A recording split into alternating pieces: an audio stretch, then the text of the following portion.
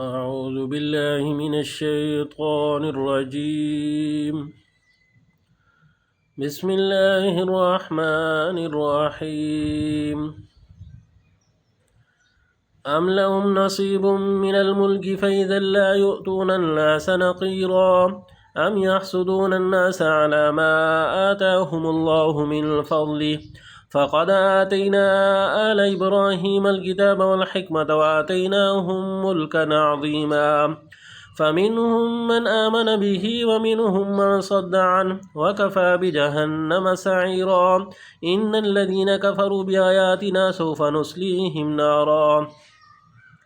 كلما نضجت جلودهم بدلناهم جلودا غيرها ليذوقوا العذاب إن الله كان عزيزا حكيما والذين آمنوا وعملوا الصالحات سندخلهم جنات تجري من تحتها الأنهار